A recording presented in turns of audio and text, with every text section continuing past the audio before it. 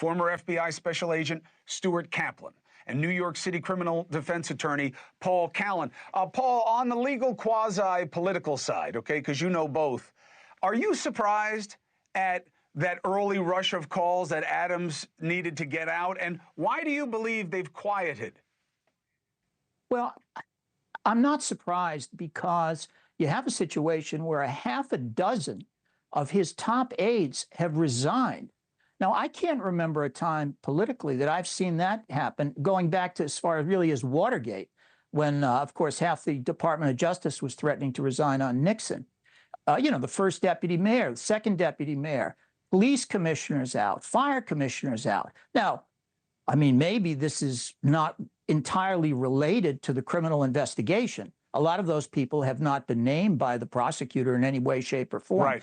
But when somebody around the top guy, when they're all abandoning ship, it kind of says something that maybe there is some fire under that smoke. And I think, look, it could be in the political system, could be you picked bad guys.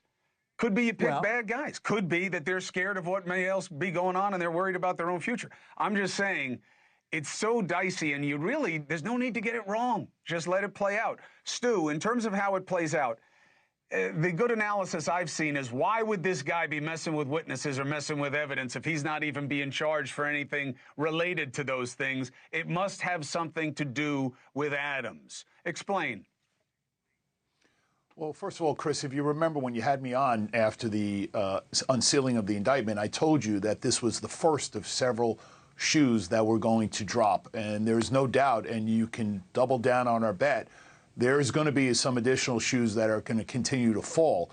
This individual, Bahi, was loyal to the mayor, and there's no doubt that he was taking direction from the mayor to try to quell those potential loose ends, because they were aware that certain witnesses had been served grand jury subpoenas. And so at the behest of the mayor, because he's obviously dead center as being the focus of this investigation, he went and tried to get them to lie for the benefit of the mayor. Now, Chris, you seem to be convinced that you don't believe that there's fire, that even though there's a lot of smoke.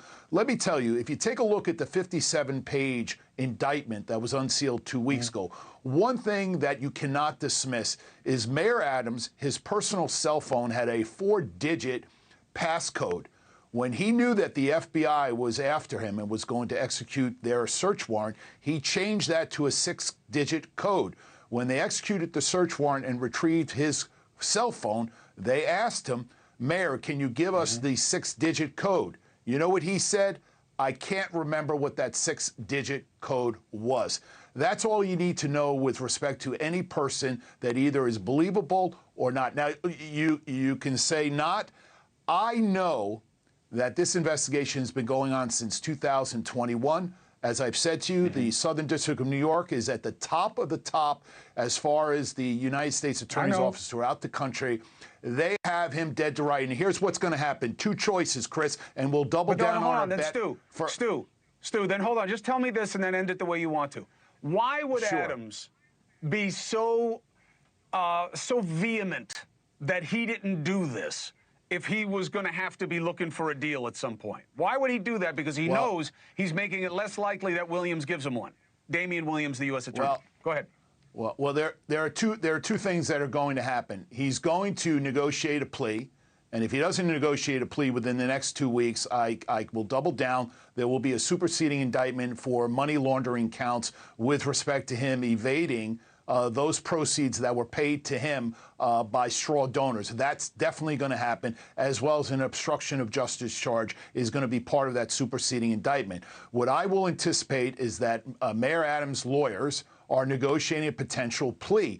And the reason why they left Bahi in place is a very sophisticated investigative technique, is to see how this thing plays out after the mayor's indictment was unsealed.